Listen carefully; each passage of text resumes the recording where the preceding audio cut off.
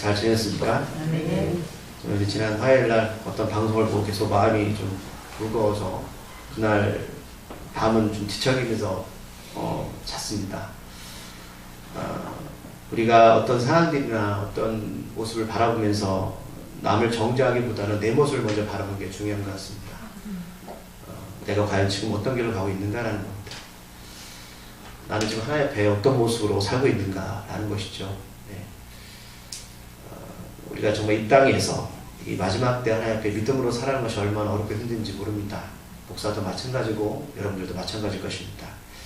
그래서 우리가 더욱더 깨어있어서 하나님께 나가고 기도하면서 말씀 가운데 집중하는 게 중요하겠다라는 생각을 해보았습니다.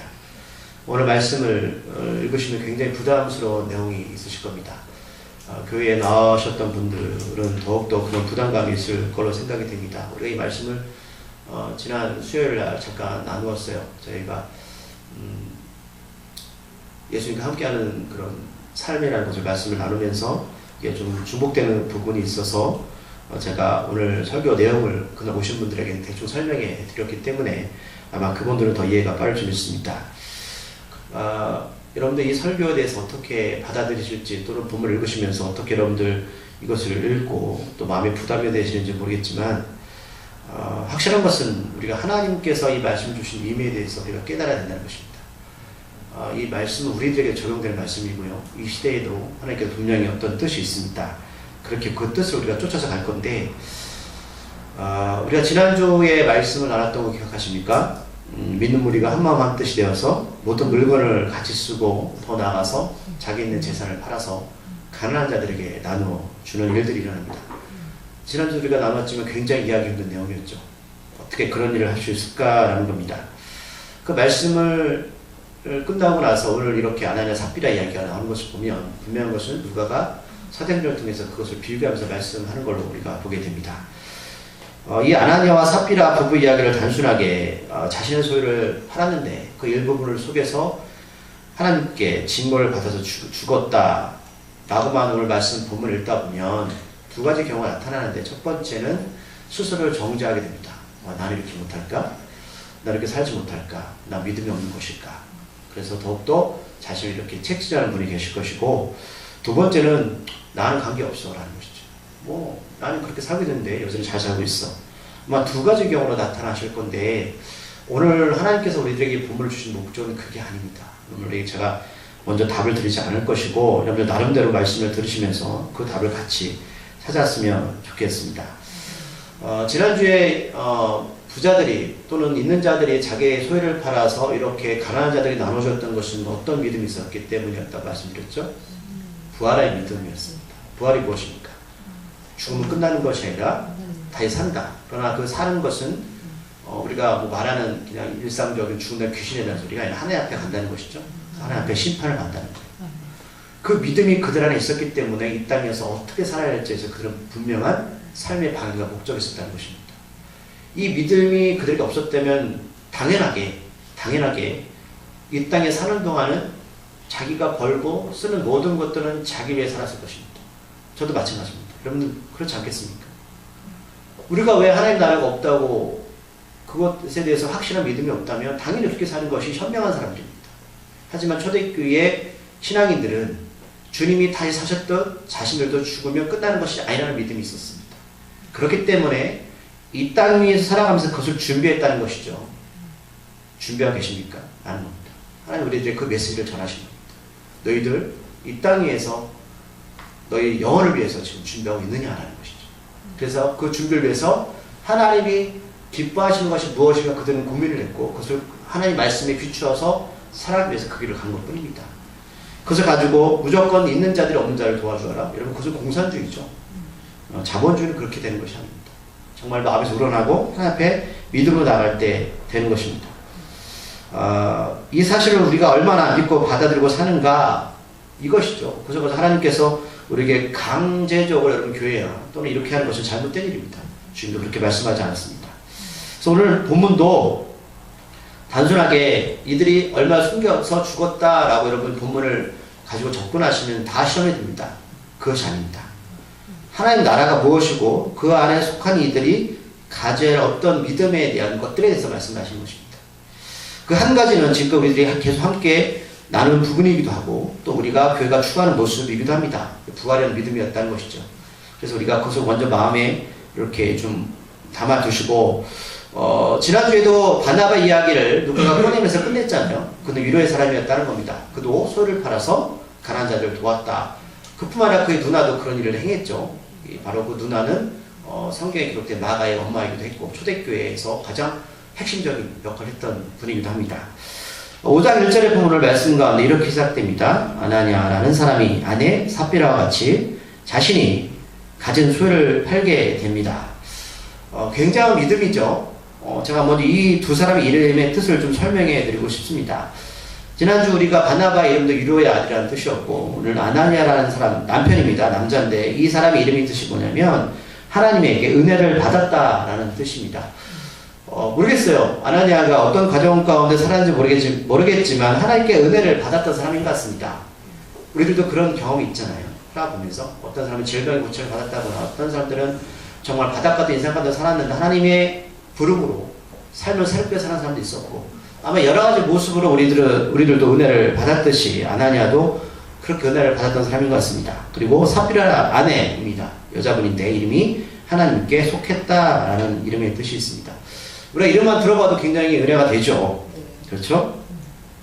예루살렘 초대교회에서 자신의 것을 팔아서 가난한 자를 도와주었던 일은 우리가 지난주에 나왔지만 오늘 아나니아 삽비라뿐만 아니라 초대교회 예루살렘의 교회에 있었던 아주 특별한 일이었습니다. 다른 성경책에는 그런 교회에서는 일이 기록되어 있지 않습니다.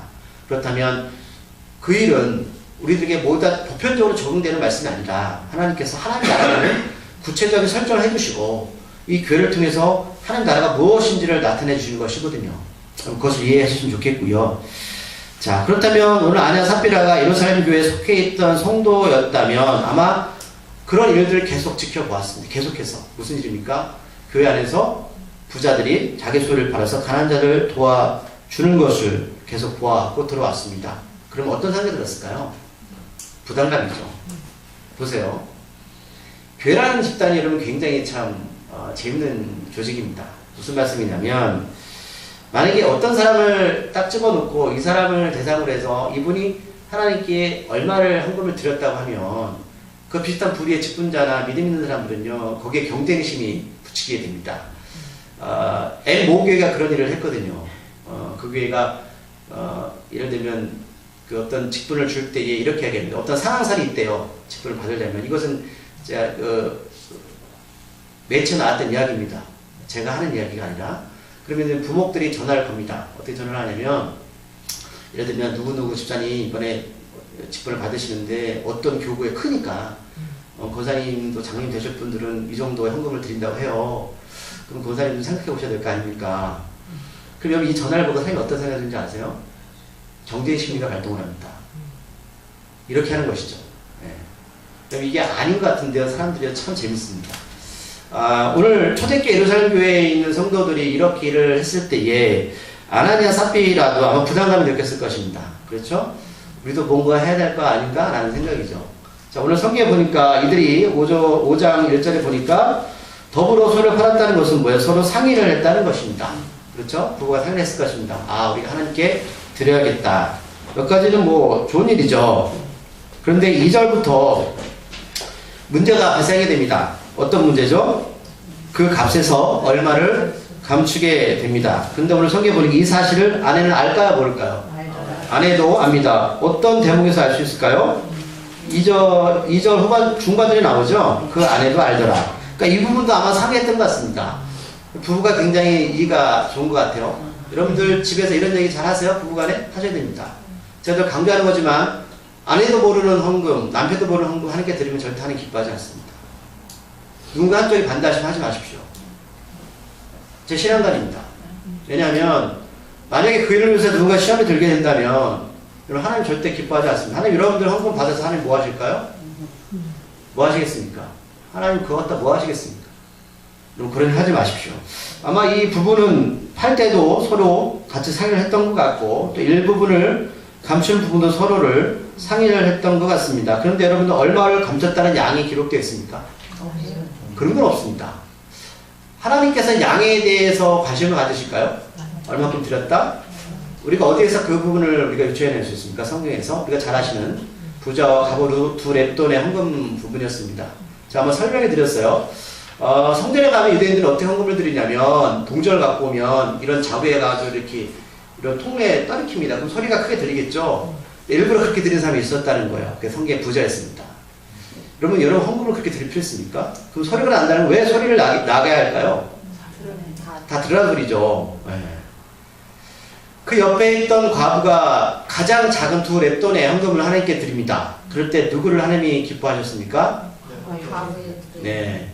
우리는 생각해요. 하나님은 부자보다 적게 드는 것을 기뻐할까? 그게 아니었습니다. 과부와 부자의 차이는 무엇이었을까요? 맞아요. 과부는 자기가 드릴 수 있는 것을 최고의 것을 드렸습니다. 부자는 뭐냐면 더 드릴 수 있습니다. 그래서 불구하고 과부와 비교하면 그분이 드린 게 더 많겠죠. 하나님 뭐예요? 과부는 오늘 하루도 핑계거리를 하나님께 드렸다는 겁니다. 그런데 부자는 더 있음에도 불구하고 있는 것을 티내기 위해서 보이기 위해서 드렸다는 것이 그 차이예요, 여러분. 그걸 보셔야 돼요. 자, 그럼 우리도 여기서 봐야 될 것은 예루살렘 초대교회 교인들은 아나니아 삽비라와는 다르게 자신이 판 모든 것을 드렸을까요? 성경에 그런 내용 없습니다. 우리가 그것을 미리 예측할 필요는 없어요. 성경에 없는 것을 우리가 얘기할 필요는 없습니다. 그들도 그렇게 드리진 않았습니다. 자, 없다라는 것은 양적인 부분을 그렇게 하나님은 신경을 쓰지 않습니다. 그렇죠. 얼마이든 그 양을 가지고 성경은 논하지는 않습니다. 왜냐하면 사절에 보면 베드로가 오늘 아나니아 삽비라의 행동을 보면서 하는 말을 보면서 우리가 추측할 수 있는데 제가 사절 말씀 이렇게 풀어드릴게요. 쉽게 풀어드리겠습니다. 자, 사절에 어떻게 베드로가 이 아나니아의 헌금 드리는 부분에서 반응을 하면 이렇게 반응합니다. 땅이 그대로 있을 때에는 당신의 땅입니다. 그렇지요? 그리고 팔고 나서도 당신이 마음대로 하면 될 일입니다. 이게 무슨 뜻입니까? 예. 하나님은 아나니아 삽비라한테 그 땅 내놓으라고 한 적 한 번도 없습니다. 그 땅은 원래부터 아나니아와 삽비라의 것이었습니다. 하나님이 강제적으로 너 예수님 믿으니까 교회 들어왔으니까 다 팔아서 나한테 가져와 라고 하시지 않는 것이 그렇게 말씀하지 않는다는 겁니다. 무슨 말인지 이해하시죠? 여러분들이 하나님께 드리는 것은 자유입니다. 내가 땅을 팔았다고 해서 그것을 다 드릴 필요 없습니다. 그 일부분 감춰서도 드릴 수 있습니다. 여기 계신 분들 혹시 지금까지 사시면서 땅이나 아파트나 유산을 받으신 중에 하나님께 얼마를 드린 경험이 있으십니까? 제가 볼 때는 아나니아 삽비라에서 말씀드렸지만 최소한 50% 드리지 않았을까요? 양심적으로 50% 드린 분 한번 손 들어보세요. 보너스 탔을 때 50% 드린 분 손 들어보세요. 우리 다 죽어야죠. 그렇죠? 베드로가 그 얘기하는 거예요. 이거 다 당신 것입니다. 하나님 언제 당신한테 이것을 팔아 드리라고 한 적이 있습니까? 여러분들 우리 저를 포함해서 왜 하나님 헌금 드리십니까? 복 받기 위해서요? 아니면 양심에 꺼내서 교회에서 안 하면 이상하니까? 직분자니까? 그것을 가지고 교회가 이렇게 저렇게 하라고 할 권리는 없습니다. 우리가 하나님께 드리는 모든 것을 곧들은 강제조항이 절대 없습니다. 11조이든 여러가지 헌금 부분이 다 그렇습니다. 예수님도 이러한 부분을 마치 교회에 다니면 해야 할 의무처럼 말씀하신 적 한 번도 없습니다. 예수님께서 3년 동안 공생에 사역하시면서 헌금에 대해서 몇 번을 말씀하셨을까요? 찾아보세요. 거의 말씀하지 않았습니다. 하나님 나라는 하나님 나라와 복음에 대해서 말씀하셨습니다. 그런데 예루살렘 교회 분위기가 자신의 소유를 자신의 것으로 여기지 않으니 이 부부도 하지 않을 수 없는 처지에 놓인 것 같습니다. 이 부분은 추측입니다. 우리들도 그렇습니다. 교회에 오면 꼭 헌금을 드려야 할 것 같습니다. 다 하는데 나만 하지 않으면 괜히 이상하고 꺼림직합니다.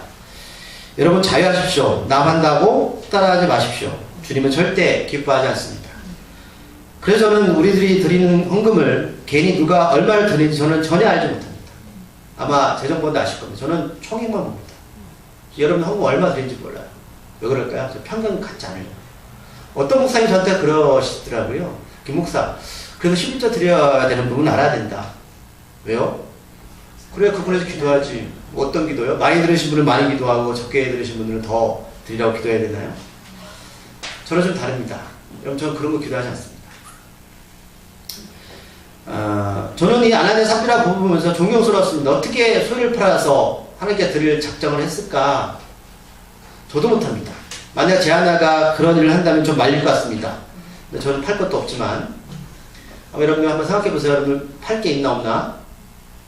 적금 통장에 얼마나 갖고 계실지 모르겠어요. 오늘 본문을 보면서 만약 우리들도 무엇을 팔아서 다 드리지 않으면 아나니아나 삽비라처럼 죽어야 하지 않을까? 제가 목회한 지 얼마 되지 않았지만 이런 일로 죽는 사람 한 명도 보지 못했습니다. 오히려 더 잘 살던데요.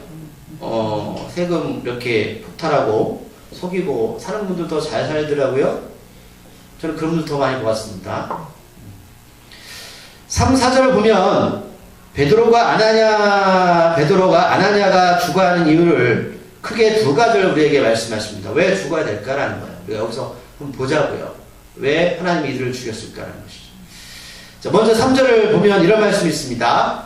사탄이 내 마음에 가득해서 성령을 속이고 땅값을 얼마 감추었다라는 겁니다. 우리가 여기서 생각해 보자고요. 자, 베드로가 지금 아냐를 먼저 질책하는 것은 땅을 속인 부분을 먼저 질책하고 있습니까? 무엇을 질책하고 있죠? 사탄이 내 마음에 가득해서 성령을 속였다는 부분입니다. 이게 먼저 우선입니다. 자, 아나니아 삽비라가 땅을 일부분을 팔아서 속인 것은 이것은 결과일 뿐이에요. 어떤 현상이 먼저 일어났습니다. 어떤 현상입니까? 그 마음에 사단의 마음이 가득해서 성령을 속였기 때문에 이 일을, 거짓의 일을 한 것입니다. 이거 잘 구분하셔야 돼요. 무슨 말씀이냐면 우리는 결과만 바라보죠. 어떤 결과만 바라봅니다. 교회 안에서. 하나님은 결과보다는 왜 우리들이 그 일을 행하는가 먼저 그 마음 보시더라고요. 자, 아나니아 삽비라가 교회에 들어왔을 때에 왜 들어왔을까요? 예수님을 따라오자 들어왔을 것입니다. 그렇죠? 여러분들 교회에 들어오셨습니까? 처음에. 여러 가지 이유가 있었을 거예요. 그렇죠? 하지만 어쨌든 그 마음속에 예수님을 믿고자 하는 마음이 있었을 것입니다. 제가 하나 비유를 들어드릴까요? 여러분들이 길거리를 가는데 어느 진열장에 아주 멋있는 물건이 있습니다. 근데 사람이 아무도 없어요. 그래서 여러분들이 그것을 훔쳤습니다. 죄송합니다. 훔쳤어요. 자, 훔쳤을 때 과정을 보자고요. 자, 훔치기 전에 어떤 것을 먼저 할까요? 우리가 생각이라는 걸 하죠. 마음속에 품어요. 어떤 생각이요? 물론 괜찮네? 좋아 보이네? 주변에 사람이 없어요. 그래서 그것을 행동을 옮기냐 마냐는 것은 생각의 결정이죠. 누구나 다 먼저 생각하고 마음에 둡니다. 그러고 나서 결정을 해요. 그래서 도둑질을 한 사람들이 잡으면 어떤 일을 먼저 하냐면 변명을 걸어요. 뭐라고요? 제가 원래 그런 일을 하려는 사람이 아니었습니다. 모든 사람이 똑같습니다. 마음에 품을 일을 가지고 결과로 나오는 것 뿐이지 사람이 생각하지 않고 그 결과를 행하지 않습니다. 모두이 다 그래요. 아담과도 마찬가지였죠? 하와가 여러분 선악을 알게 하는 나무 열매를 바라보고 그냥 먼저 따먹었어요? 성경에 보면 어떤 기록이 있죠? 그렇죠. 저 선악을 알게 하는 열매를 보니까 굉장히 마음에 드는 거예요. 그래서 그 사가 아니라 선악을 알게 하는 열매를 먹은 겁니다. 모든 사람은 생각과 마음에 따라서 움직입니다. 그런데 그 생각과 마음이 성령의 사람이냐 아니면 사단의 마음이냐 이것이에요. 만약 저도 마찬가지 여기 계신 분들이 어떤 죄악을 저질렀을 때에 그 죄악의 근본을 잘 살펴봐야 됩니다. 어디부터 출발하는 것이냐라는 거예요. 자, 그런데 우리가 여기서 하나 의문점이 들어요. 그럼 이분들 교회 다니는 분들이잖아요. 어쨌든 이름도 하나님께 속한 자, 은혜를 받은 자이잖아요. 근데 어떻게 그 마음속에 사탄의 마음이 들어왔을까라는 거예요. 그럼 두 가지를 추측해 볼 수 있습니다. 자, 먼저 제가 전제 조건은, 자, 우리 마음속에 성령과 사탄의 마음이 같이 공존할 수 있습니까? 없습니까? 없습니다. 여러분들이 때로는 성령이 충만해도 악한 마음을 품고 죄를 짓는 것은 그것은 성령의 역사가 아니라 우리에게 있는 혼 때문에 그렇습니다. 여러분, 혼과 영혼은 여러분 구분 지셔야 돼요. 무슨 말씀이냐면 우리에게는 혼이 있고 영혼 스피리트가 있습니다. 그래서 혼을 SOUL이라 부르고 스피리트는 거룩한 영, 이블 스피리트 악한 영을 불러요. 하나님 우리를 만드실 때에 코에 생기를 부르셨잖아요. 이건 생명, 살아있는 영입니다. 거룩한 영입니다. 자, 우리가 예수님을 믿든 믿지 않든 모든 이들에게는 혼이라는 게 존재해요. 혼이 뭐냐면 예를 들면 자녀를 사랑하는 것, 양심적인 것, 옳고 그름, 그건 다 혼입니다. 어떤 사람이 여러분 나쁜 일을 할 때 그것이 나쁜 일인지를 모르고 일을 저지를까요? 아니요. 알면서요. 근데 왜요? 혼은 분명히 옳고 그름을 구분줄 수 있지만 그저 육신에 따라 가는 겁니다. 그런데 성령의 인도함에 따라 사는 사람들은 하나님의 영이 혼을 지배하고 육체를 지배합니다. 그래서 하나님의 선한 길로 가는 것이에요. 그런데 오늘 아냐 삽비라가 교회에 들어왔을 때는 그들은 예수를 믿고자 들어왔을 테죠. 누가 추측하는 게 뭐냐면 첫 번째는 이들은 우리가 보았지만 진정 회개를 통해서 예수님을 영접한 사람이 아닙니다. 그렇죠? 성령이 역사한 사람이 아닙니다. 이걸 볼 수 있고 두 번째는 하나님의 영을 받았지만 후에 어떤 과정 가운데 하나님의 영이 떠나가서 그 마음에 사단의 마음이 들어왔을 가능성이 큽니다. 자, 구약에 어떤 인물이 있을까요? 그런 인물 중에 사울 왕이 있죠. 예. 사울 왕은 하나님 앞에 쓰임받았던 사람입니다. 그래서 하나님의 영의 인도를 받아서 초대의 예루살렘 왕이 되었습니다. 근데 그가 시간이 가면서 타락되었죠. 그래서 하나님의 영이 떠나가고 사단의 마음이 그 마음에 들어왔습니다. 또한 아냐 삽비라도 그런 경우가 될 수 있다는 겁니다.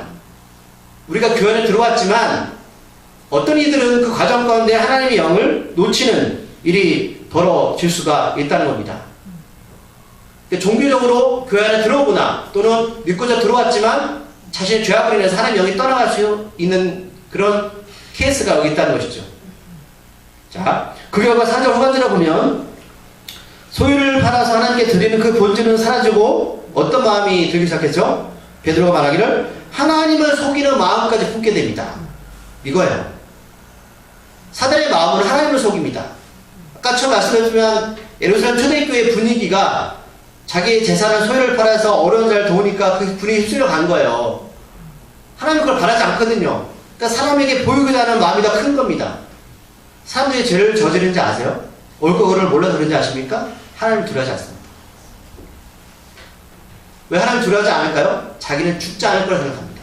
심판받지 않을 거라고 믿습니다. 부활의 신앙이 있는 사람과 없는 사람이 큰 차이죠. 그래서 죄 가운데 빠지는 겁니다.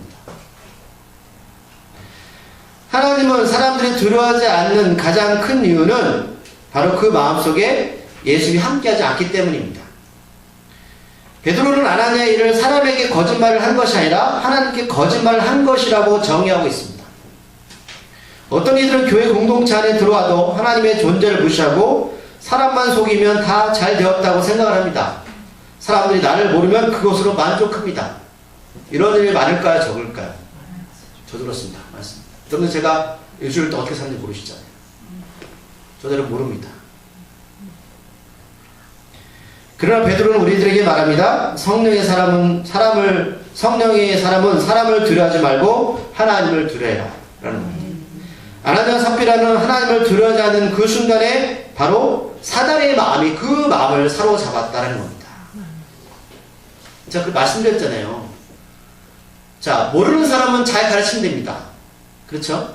하나님 말씀을 모르면 잘 가르쳐서 하나님의 선하신 뜻으로 인도함을 받게 하면 됩니다. 그런데 더 어려운 것은 알면서 그런 행위를 한다는 것이죠. 가르쳐도 안 됩니다. 하나님은 그들에게 땅을 팔아서 교회에 드리려고 한 적 없습니다. 하나님이 그들에게 원하신 것은 재물이 아니라 그들의 마음에 성령의 사람이 되기를 원하셨습니다. 하나님의 영이 충만한 자입니다. 그런데 이 부부 마음에 하나님을 경외하는 마음을 얻고 오직 사람들 눈에 들기만을 바라는 사탄의 마음이 들어왔습니다. 이게 사탄의 마음입니다. 여러분들 교회 안에서 혹시 내가 무슨 일을 하거나 헌신하거나 일을 할 때에 사람 마음에 들기를 원하시는 그 순간은 사탄의 마음이 들어옵니다. 잘 기억하셔야 돼요. 목사도 마찬가지. 교회가 타락되는 이유가 바로 여기에 있고 성도들이 성령이 떠난 이유가 여기에 있습니다. 하나님을 보지 않고 사람을 보기 시작합니다. 사람 눈에 들기 위해서 높게 무엇인가를 짓고 세우려고 합니다. 멋있게 무엇인가를 보이려고 합니다. 잘못된 것은 아니지만 성령께서 그 일을 진실로 기쁘게 영광으로 받으시는 것일까? 여러분 먼저 곰곰이 기도하시면서 여러분 나아가셔야 됩니다. 5절에 보면 아나니아의 혼이 떠나가자 후반절에 보면 이 일을 듣는 사람의 반응이 나타납니다. 어떤 반응이 나타나죠? 다 크게 두려워합니다. 누구를 두려워할까요? 하나님입니다. 하나님을 두려워하십시오. 사람에게는 말씀드렸지만 예수님 영접하지 않고 숨쉬고 살아 있어도 혼은 다, 소울은 존재합니다. 하지만 과연 그 사람이 혼의 지배를 받는 사람이냐 아니면 거룩한 영의 지배를 받는 사람이냐, 이것은 분명히 큰 차이가 있습니다. 우리를 하나님 형상대로 만드셨죠. 하나님은 생명으로 만드셨습니다. 살아있는 사람입니다. 만약에 거룩한 영이 없으면 다 동물입니다. 소울의 지배를 받는 사람이에요. 혼은 죽은 영이지만 성령은 살아있는 영입니다. 악한 영은 죽이고 망하게 하고 아내처럼 거짓말하는 영입니다. 여러분, 거짓말을 잘하는 사람의 특징이 뭔지 아십니까? 이겁니다. 악한 영의 지배를 받습니다. 성령은 사람을 살리고 회복시키는 영입니다. 아나니의 몸에서 오늘 그가 죽자 어떤 현상이 벌어졌습니까? 혼이 떠났습니다. 그렇다면 사람은 죽으면 끝나는 게 아니라 혼이 떠나갑니다. 그럼 떠나가면 끝날까요? 어디로 갈까요? 하나님 앞에 가서 심판을 받게 될 것입니다. 이게 무서운 것이죠. 예. 그때는 하나님의 영이, 하나님 나라에 계시니 이제 더 이상 하나님의 영과 우리 안에 있을 필요가 없겠죠. 하나님과 같이 동행하기 때문입니다. 누가가 바나바와 비교해서 본문을 기록해 놓은 것을 보면 예루살렘 교회에 들어왔지만 진정으로 예수님을 진정으로 영접한 부부가 아니라 교회가 좋아서 왔거나 아니면 다른 이유로 종교적인 입장에서 들어와서 살아온 부부임을 우리가 알 수 있습니다. 또 처음에는 순수하게 교회에 들어왔지만 사울 왕처럼 후에 서서히 어떤 계기로 인해서 성령이 그들을 떠나는 계기가 있었는지도 모르겠습니다. 가룟 유다도 이런 길을 걸어간 대표적인 인물입니다. 요한복음 13장 2절에 보면 마귀가 벌써 시몬의 아들 가룟 유다의 마음에 예수를 팔려는 생각을 넣었다라는 기록이 있습니다. 예수를 판 것은 가룟 유다가 아니에요. 그 마음속에 사단이 들어왔습니다. 가룟 유다가 처음부터 예수를 따를 때 그를 팔려는 마음을 작정하고 따랐을까요? 여러분들도 우리들도 처음부터 예수 믿을 때 이런 마음 품고 예수 믿었습니까? 아니요. 근데 가룟 유다가 그런 마음이 들어왔을까요? 자신이 생각한 세상의 가치관, 목적, 방향이 예수님과 달랐습니다. 가룟 유다는 주님의 힘을 빌려서 로마의 압제로부터 유다가 해방되기를 소망했습니다. 하지만 주님은 그렇게 말씀하셨어요. 너는 모든 걸 하나님께 맡겨라. 너의 영혼을 살리는 일에만 집중해라. 가룟 유다 마음에 예수님이 실어졌고 결국 은 30에 팔아 넘기게 됩니다. 우리들도 교회에서 늘 듣는 이야기지만 말씀에 순종하라고 가르친 이유가 여기에 있습니다. 이들처럼 우리의 생각대로 믿고 살지 말고 하나님이 주신 규례와 율법에 따라 살아가야 됩니다. 생각이 달랐기 때문에 그 생각이 마음에 사단이 들어왔어요. 그런데 이것을 내려놓고 따르기 어렵습니다. 자꾸만 사탄이 우리들 마음속에 다른 것을 속삭이고 부추깁니다. 그렇죠. 결국 확실한 것은 이들은 하나님을 두려워하지 않고 속이는 마음을 품을 정도로 성령의 사람이라고 보기에는 부부는 말과 행동이 달랐습니다. 그럼 절대 사람을 속이지 마십시오. 특히 목사를 속이지 마십시오. 저 여러분 속이지 않을 겁니다. 사단이 주는 겁니다. 이 소유를 팔아 숨기는 이 한 번의 실수가 아니라 이미 성령이 그들에게 떠났고 오늘 본문은 그 결과 우리에게 보여주시는 것 뿐입니다. 오늘 말씀의 핵심이 뭐라고요? 성령입니다. 이걸 보시고 우리도 그렇지 않습니까? 성령 받지 않고 교회에 나올 수 있고 처음에는 잘하지만 요한계시록에 에베소 교회가 나오는데 하나님이 그 에베소 교회를 심판하실 때 왜 심판하시냐면 그들이 처음에 첫사랑을 잃었다고 심판하십니다. 첫사랑이 뭐예요? 처음에 예수님을 만났을 때는 정말 잘했는데 시간이 가면서 그것을 잃어버렸어요. 이것을 하나님이 심판하시거든요. 아나니아 삽비라도 그런 케이스에 들 경우가 있어요. 그래서 오늘 아나니아의 시신을 젊은 사람들이 시신을 메고 나가 장사를 치르러 가게 됩니다. 오늘 이후에 실제로 보니까 3시간쯤 지나서 누가 옵니까? 삽비라 아내가 옵니다. 근데 일어난 일을 모르고 집에 들어오죠. 아나니아 삽비라는 같이 있었던 것 같지는 않습니다. 3시간 동안 아나니아의 아내 삽비라가 어디 가서 무엇을 했는지 알 수는 없지만 제가 안타까운 것은 아마 같이 있었으면 아나니아가 죽지 않았을까라는 생각이 들었어요. 부부가요 신앙을 다 따라하면 이런 문제가 생겨요. 여러분 아담과 그런 문제가 있었잖아요. 하와가 죄를 지을 때 아담과 같이 있었습니까? 아니었죠. 하와 혼자 있었습니다. 오늘 아내한테 그런 경우죠. 삽비라가 3시간 동안 어디 가 있었을까요? 하나님 우리를 만드실 때 왜 아내를 만드셨습니까? 오늘 성경에 보면 돕는 배필을 만드셨는데 돕는 배필 원에 보면 뭐라고 표현되어 있냐면 마주하여 돕는 자입니다. 마주가 뭐야? 공정하고 공평하게 바라보는 거예요. 왜 돕는 배필을 만드셔서 한쪽에 기울일까 만드신 거예요. 한쪽이 잘못되면 그 일을 말씀을 통해서 가르쳐주고 성경에서 벗어난 삶을 살면 인도해줘야 되거든요. 근데 그 일을 못했어요. 이런 중요한 부분입니다. 8절에 보면 베드로가 아나니아에게 했던 질문을 똑같이 하죠. 어떤 질문을 합니까? 땅을 판값이 이것 뿐이냐? 이것은 아나니아에게 했던 이야기예요. 아내의 대답은 뭐라고 대답하죠? 역시 그렇습니다. 9절에서 삽비라의 대답에 베드로는 부부가 어떻게 서로 짜고 하나님의 영을 실험하느냐며 지금 문 앞에 남편을 장사 지낸 사람들이 와 있고 똑같이 삽비라의 시신을 메고 나갈 것이라고 선포합니다. 물론 아내와 삽비라가 여러분들 하나님 먼저 죽인 게 아니고요. 먼저 회개를 주셨죠. 물어보죠. 물어보았을 때 그들 거짓을 대답합니다. 부부에게 하나님을 회개할 기회를 주었지만 그 기회를 잃고 결국 죽음을 맞이합니다. 10절에서도 뭐가 떠나갑니까? 혼이 떠나갑니다. 사람은 죽는 것이 끝이 아니라 육신이 죽으면 혼이 떠나갑니다. 혼은 하나님 앞에서 심판을 받게 될 것입니다. 육신의 죽음이 끝이 아니기에 부활의 믿음이 얼마나 큰 가치가 있는지 모릅니다. 이 가치를 알면 하나님 앞에서 우리가 지난주 말씀 자기 재물을 자기의 것으로 조금이라도 주장하지 않습니다. 라고 고백의 의미를 우리가 조금 알 것 같습니다.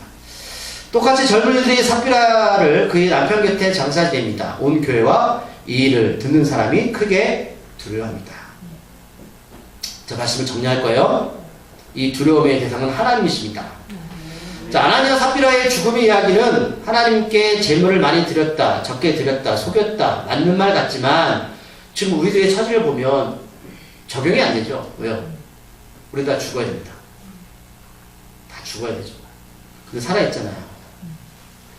오늘 본문의 핵심은 결국 성령의 사람이냐 아니냐입니다. 하나님께서 예수님의 부활하신 승천하신 후 이 땅에 남겨진 제자들 그리고 우리들에게 계속 사도행전을 보면서는 어떤 메시지가 계속 귀에 들리세요? 성령입니다. 하나님의 영입니다. 예수님의 십자가의 죽음과 부활을 믿는 신앙이 우리 안에 없다면 아나니아나 삽비라처럼 종교적인 모습이나 또는 겉으로는 믿음이 있는 것 같지만 실상은 죽은 믿음을 가지고 교회 와서 예배를 드리게 됩니다. 믿지 마세요. 교회 안에 다 들어와 있다고 예수 영접하고 예배 드리는 거 아닙니다. 베드로는 분명하게 아나니아에게 땅을 팔기 전이나 후나 모든 것은 당신의 것이라고 인정했습니다. 그래서 하나님께서 인정하시는 것이죠. 그런데 그가 성령의 마음이 없고 그 안에 사탄의 영이 가득했다는 것이 바로 본문의 핵심입니다. 하나님을 두려워하지 않고 사람을 속이면 하나님은 괜찮을 줄 알았습니다. 사람만 속이면 다 될 줄 알았습니다. 혹시 이런 분 계십니까? 저도 마찬가지입니다. 우리가 사도행전 4장 19절에서 베드로 요한이 예수님을 전하고 가르친다는 이유로 공회에서 잡히게 되고 죽음을 맞이하게 됩니다. 그리고 위기 가운데 그 둘은 이렇게 고백합니다. 베드로와 요한이 대답하여 이르되 하나님 앞에서 너의 말을 듣는 것이 하나님의 말씀을 듣는 것보다 옳은가 판단하라. 판단이 무슨 뜻이라고 말씀드렸죠? 분석해보라는 거예요. 어떻게 이런 고백이 나옵니까? 성령 받은 사람은 하나님을 두렵고 떨리는 마음으로 섬기게 되어 있습니다. 그리고 우리가 헌금 드리는 문제, 봉사하는 문제, 이 모든 부분은 단순하게 결과일 뿐입니다. 사랑하면 내 가진 것을 드리는 것은 자연스럽게 나오는 것이지. 그러나 그 사랑에 빠진 선물이나 사랑에 빠진 무엇은 언젠가 들통이 나게 되겠죠. 그 사람의 환심을 살기 위해서. 그런 분들이 있잖아요. 정말 그 사람을 사랑하고 정말 그 사람의 마음을 아끼면 여러분 그것은 다 나중에 다 더 진실하게 나타나게 되겠습니다. 우리 그렇다는 거예요. 그걸 말씀하시는 거예요. 우리가 정말 예수님을 사랑하고 우리가 우리의 영이 하나님 앞에 가는 것이고 이 땅의 삶이 전부가 아니고 영원한 삶이 전부가 있다고 믿어지고 그것 때문에 예수님께서 그 고통 가운데 십자가 가운데 하나님의 아들이 전능하신 분이 우리 때문에 죽으시고 부활하셨다라는 사실이 우리 믿음 가운데 들어오게 된다면 그 사랑이 얼마나 큰지를 우리가 알게 되고 깨닫게 되어진다면 하나님 우리에게 무엇이라 말씀하지 않아도 우리의 행동이나 말과 삶의 태도는 당연히 그 사랑을 향해서 달려가고 그 하나님께서 말씀하시는 그 사랑의 사랑을 우리가 어떻게 갚을 수 있을까라는 것을 결과를 통해서 나타나는 것이지. 굳이 그것을 어떤 모습으로 보이기 위해서, 또는 그것을 자랑하기 위해서, 또는 그것을 교회 안에서 내가 무엇을 사람들한테 잘 보이기 위해서 하는 것이 아니라는 겁니다. 그것을 잘 분별하셔야 돼요. 오늘 그것을 우리들에게 말씀하신 겁니다. 네. 하나님 속에도 지금 죽지 않아요? 그게 더 무서운 시대죠. 왜요? 사람들이 만약 피가 다 쓰러져 죽으면 금방 회개할 거예요. 안 죽잖아요. 더 무서운 시대입니다. 기도하시겠습니다. 하나님의 마음을 알고자 우리가 이렇게 말씀을 나눕니다. 하나님, 우리가 정말 성령의 충만한 자 되기를 소망합니다. 부활의 믿음을 가지고 살아가기를 소망합니다. 사람에게 보이기 전 혹은 직분 때문에 또는 교회에 나왔다고 눈치 보면서 내가 안 하면 안 되는데 라는 모습이 아니라 정말 우리 안에서 깊은 사랑의 표시, 사랑을 나타내는 주님에 대한 그 헌신이 나오기를 소망합니다. 사람에게 잘 보이는 사람이 아니라 오직 하나님을 두려워 떨린 마음으로 섬기는 주님의 제자, 하나님의 거룩한 자녀가 되게 하여 주시옵소서. 예수님의 이름으로 기도드립니다.